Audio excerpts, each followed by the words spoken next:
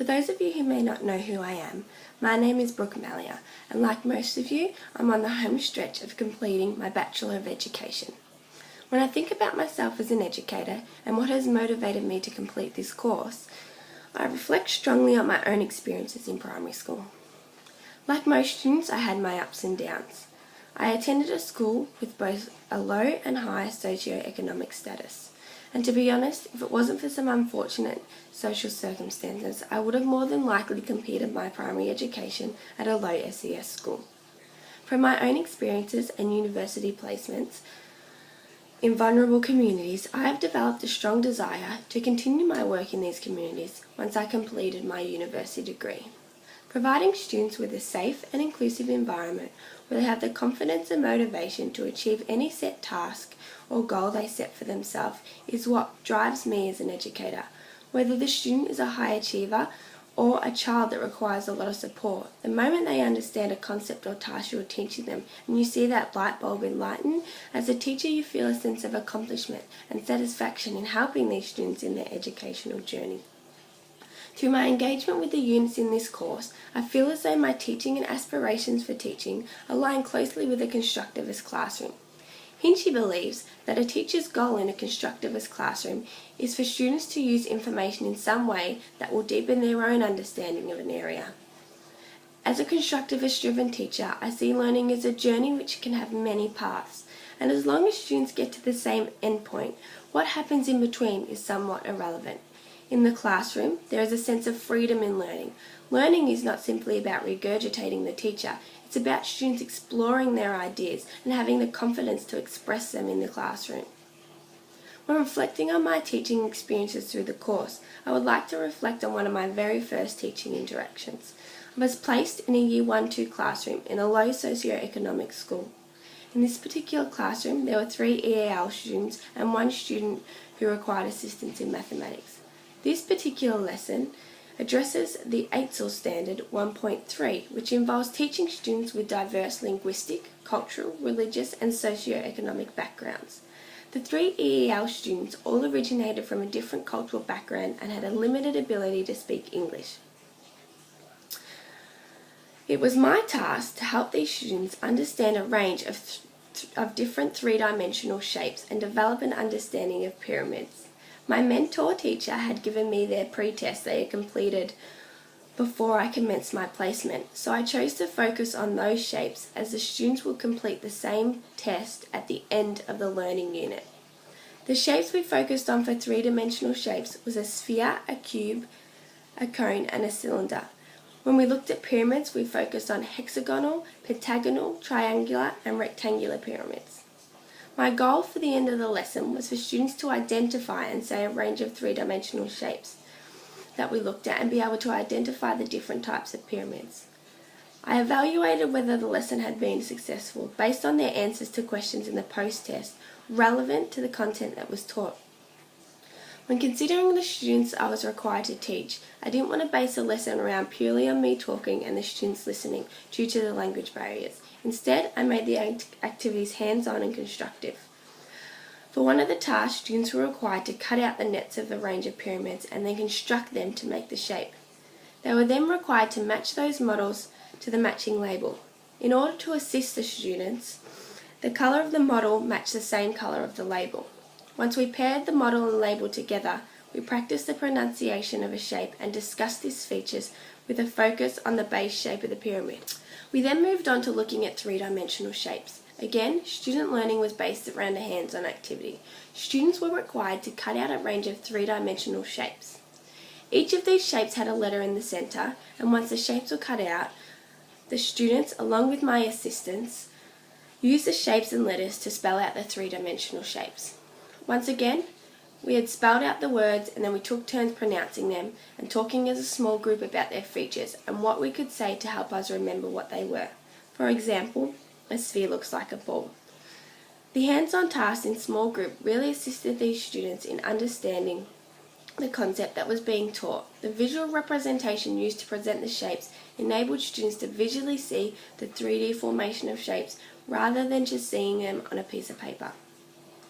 This lesson was both challenging but very insightful for my teacher. Being in this environment really helped me realise the complexity of teaching and not to assume that all your students are going to be the same.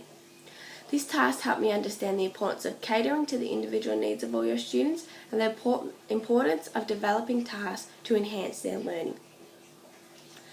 My second teaching experience addressed Standard 5.1, assessing student learning. In order to discuss this standard, I'm going to focus on assessment I conducted prior to and at the completion of a Year 5 mathematics lesson on angles.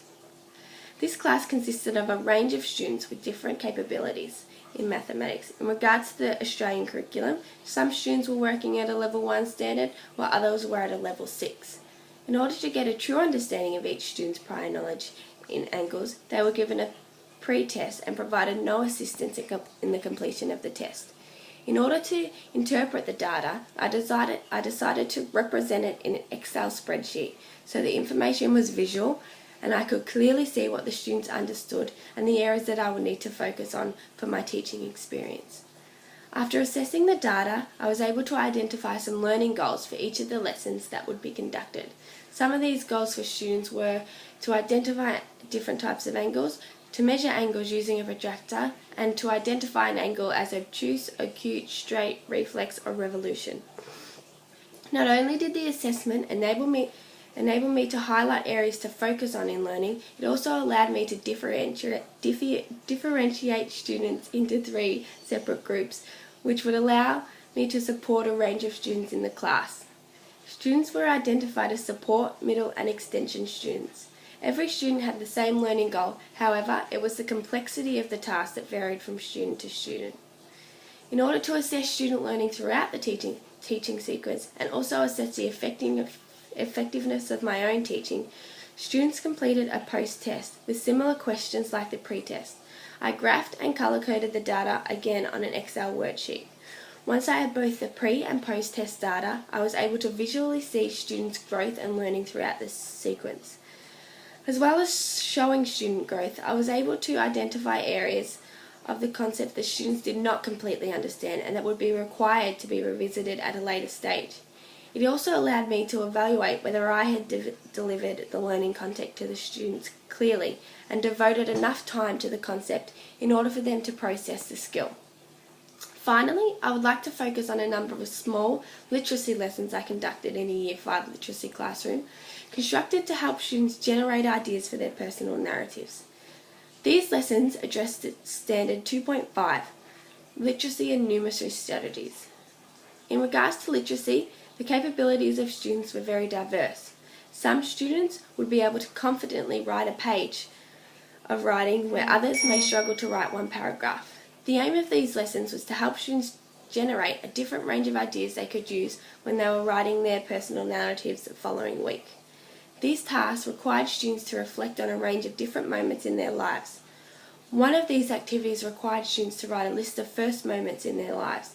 At the beginning of the lesson, I would always show students an example of what their work should look like with my own examples. They would then recreate their own versions in their books with their own examples. At the end of the lesson, students would share as a whole group some of the examples they wrote down. Students wrote down ideas such as the first time I won a basketball game, the first time I became a big brother or sister, or the first time I lost my first tooth. Another lesson required students to focus on their emotions. Students were required to choose 5 emotions and to list them on their page. Then, thinking about these emotions, students wrote down 3 different times in their life where they felt this emotion. Again, the lesson began with me sharing my own examples, and then students created their own in their workbooks, followed by a whole group share. Some of the student examples were, I was happy when my little sister was born, when I kicked my first goal, when I picked up my dog. The idea of these tasks that were completed in their writer's notebook was to assist the students when they were required to create their own personal narratives. Before writing their narratives, students would be able to flip through their writer's notebook in order to find an idea to write about in their story. These tasks were great for my teaching because previously I hadn't really encountered any ways to help students with their writing.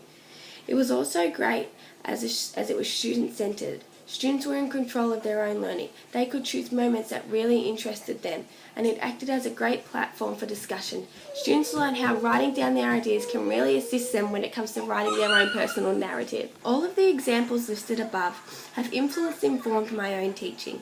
While the curriculum is at the root of everything we do as teachers, the way we present information to our students and the structure of our lessons is something we have complete control over. For my teaching, I always base my teaching around my students. I want to ensure that I've done everything possible to make the task engaging for a range of different students in my classroom. I have a strong belief in a student-centered classroom where students are active participants in their own learning. Creating interactive tasks, hands-on tasks, and using assessment for, during and after learning enables me to concentrate on my students and allows them to interact with their peers and discuss their learning with each other. This also allows students to be supported and extended. For me, whenever I create a task for my classroom, I'm always considering the learning needs of the students, and it's at the core of everything I do. As Brad Henry says, a good teacher can inspire hope, ignite the imagination, and instill a love of learning. This is something I aim to do whenever I'm teaching students.